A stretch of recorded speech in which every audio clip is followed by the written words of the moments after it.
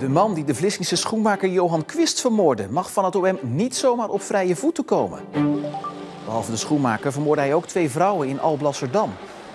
En ondanks de gruwelijke feiten eiste het OM vandaag in hoger beroep geen levenslange gevangenisstraf. Hoe dat zit, legt verslaggever Rick Bolt straks uit.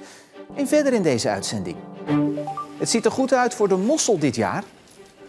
En verdwenen kerken even uit de vergetelheid gehaald.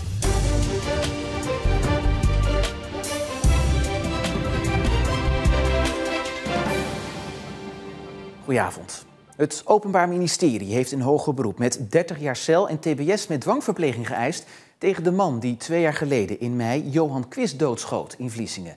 2 dagen later schoot hij 2 vrouwen dood op een zorgboerderij in Alblasserdam. De rechtbank veroordeelde de man eerder al tot een levenslange gevangenisstraf. We gaan naar verslaggever Rick Bolt. Die staat in Rotterdam, waar het hoger beroep zich vandaag afspeelde. Rick, een levenslange gevangenisstraf was voor het OM niet genoeg? Nee, het OM heeft namelijk 2 problemen met die levenslange gevangenisstraf. Allereerst is levenslang in Nederland niet meer per definitie levenslang. Er moet een soort van uitzicht zijn om toch nog vrij te kunnen komen. En daarom mag een veroordeelde na 25 jaar een verzoek tot herbeoordeling indienen. En dan is er dus kans dat iemand nog vrijkomt. En dan is er meteen het tweede probleem dat het OM heeft, namelijk een levenslange gevangenisstraf is niet te combineren met een tbs-behandeling. En dan zou deze man dus onbehandeld weer vrij kunnen komen. En dat wil het OM koste wat kost voorkomen. Want dat deze man gevaarlijk is en hulp nodig heeft, dat bleek wel de afgelopen jaren. Op 4 mei 2022 vindt de politie het lichaam van Johan Quist in zijn schoenwinkel in Vlissingen. Hij is doodgeschoten.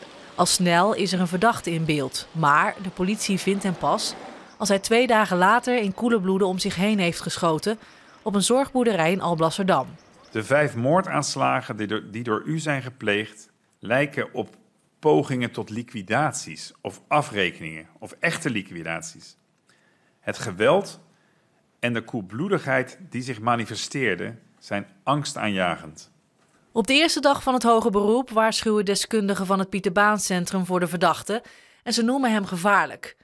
Door zijn stoornissen kan er onverwacht een explosie van geweld optreden, zoals er gebeurde in Vlissingen en Alblasserdam. Het Pieter Baan Centrum adviseert daarom hem wel in een tbs-kliniek te plaatsen, hoewel een behandeling volgens hen geen zin zal hebben, omdat de man zeer waarschijnlijk nooit beter zal worden. Ja, het draaide dus vandaag om 2 dingen, wel of geen tbs en hoe lang is de gevangenisstraf die daar eventueel mee gecombineerd wordt. Het OM wil gaan voor de hoogst mogelijke gevangenisstraf die gecombineerd kan worden met tbs, namelijk die 30 jaar. De advocaat van de verdachte wil dat de behandeling vooral zo snel mogelijk begint, om zo de kans op herhaling zo klein mogelijk te maken. En daarom wil zij een lagere gevangenisstraf en tbs. Ja, nu hebben we het OM gehoord. De advocaat, heeft de verdachte zelf ook nog iets gezegd vandaag? Ja, hij kreeg ook weer het laatste woord. En waar nabestaanden misschien hadden gehoopt op berouw of spijt, daar kwamen ze toch van een koude kermis thuis. Want hij klaagde vooral over de behandeling die hij krijgt in de gevangenis bijvoorbeeld. Hij zei erover, ja, wat heb ik na 30 jaar nog aan een behandeling? Dan kunnen ze me net zo goed meteen neerschieten. Ja, en daar reageerde de zaal toch wel weer verontwaardigd op. Ja, wanneer gaat het Hof uitspraak doen in deze zaak? Het Hof buigt zich nu over deze zaak en doet op 17 december uitspraak. Rick Bolt vanuit Rotterdam, dankjewel. Het gaat goed met de jonge mosselen in de Waddenzee. Onderzoekers uit Wageningen schatten in dat het aantal mosselbanken is verdubbeld. Goed nieuws voor de voedselketen en het leven in de zee, maar ook voor de mosselkwekers. Toch staan de Zeeuwse kwekers niet te juichen. De jonge mosselen hebben namelijk verschillende vijanden. Op nummer 1 staan winterse stormen die het mosselzaad kunnen wegblazen. Daarnaast zijn het lekkere hapjes voor bepaalde vogels en vissen en met name ook voor zeesterren. En laten er daar nou net dit jaar heel veel van zijn. De oorzaak van de toename aan mosselen is nog niet duidelijk. Volgens de mosselkwekers is de natuur onvoorspelbaar en is er geen pijl op te trekken. De jonge mossel van nu ligt pas over 2 jaar op jouw bord. In de tussentijd kan er dus nog veel met die mossel gebeuren. En daarom is de hoop van vissers nu vooral gevestigd op een zachte winter. En het is tot nu toe ook een goed jaar voor het vliegveld Midden-Zeeland bij Arnhem-Muiden. Tot en met september registreerde het CBS 29.000 vluchten.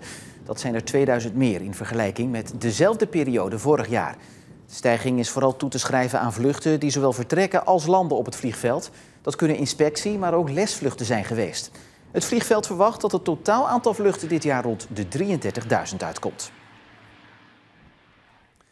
Al maanden wordt er door vrijwilligers in de Zeeuwse musea gewerkt aan een levensgroot wandtapijt over het slavernijverleden. Het moet een drieluik worden dat de handel in goederen en in mensen uit die tijd verbeeldt. Ja, dus dan moet je deze iets groter knippen en dan moet die naar binnen. Zo.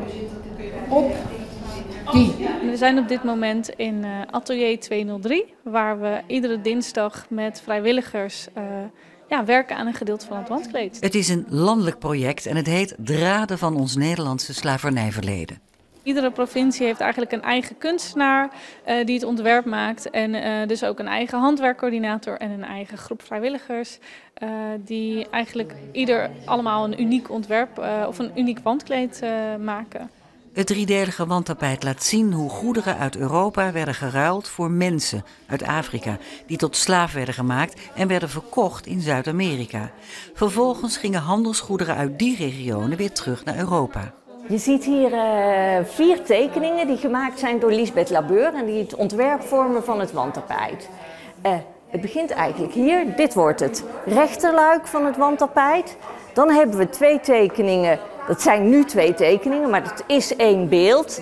En dat is samen het middenluik van het wandtapijt. En links zie je het derde stuk. Dat is ook niet meer als tekening te zien, want het is al een wandtapijt in wording. Want daar wordt hier aan gewerkt. Hier zie je dus echt al dat het wandtapijt in wording is. En dat is dus ook gebaseerd op zo'n tekening als die andere tekeningen. Dit is de laatste fase van de driehoeksreis die de Zeeuwse kooplieden maken, die slaven vervoerden.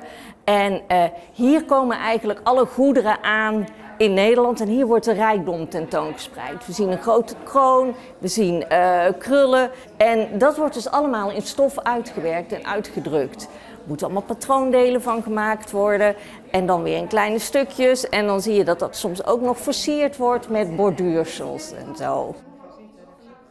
Er zitten allerlei symbolen in. We zien bijvoorbeeld in het midden dat daar ook die 2 grote handen zitten met ketenen die verbroken worden. Wat weer afgeleid is van een ketenkottidoek.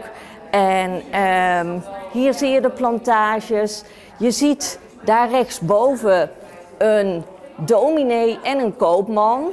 Want ook de kerk speelde wel een rol in de slavenhandel. En die koopman die heeft een hele lange arm die helemaal naar links gaat naar de plantage. Die claimt de plantage met zijn arm. En waarop al die mensen aan het werk zijn. En zo zitten er dus heel veel symbolen in. Er is heel goed over nagedacht. Maar er moet nog heel wat werk worden verricht voor het af is. We gaan er denk ik tot ongeveer maart over doen. Dat is in ieder geval het doel wat we nu gesteld hebben. En dan hopen we dus het hele drieluik af te hebben.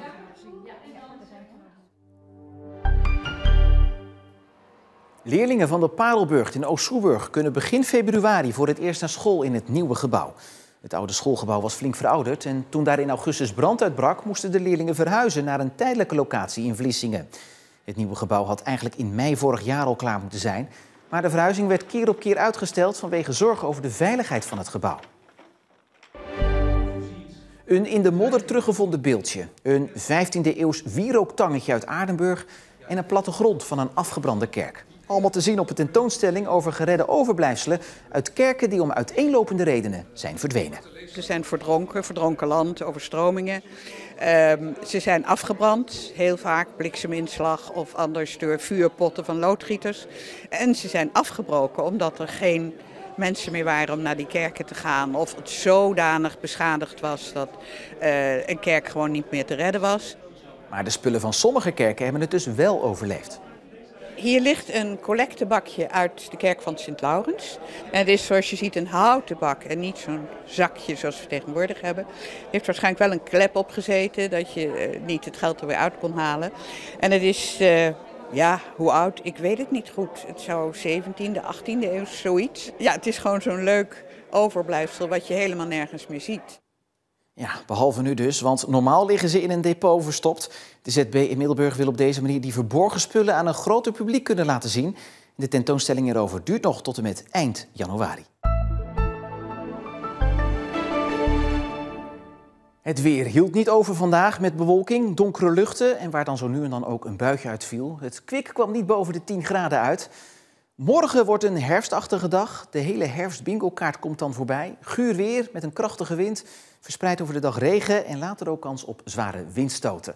Na morgen een kleinere buienkans en tegen het einde van de week droger en ook zonniger weer. Gelukkig. En je hebt ongetwijfeld ook al meerdere mailtjes gehad met de mooiste aanbiedingen. De ene korting is nog beter dan de ander. En dit alles natuurlijk in verband met Black Friday aanstaande vrijdag.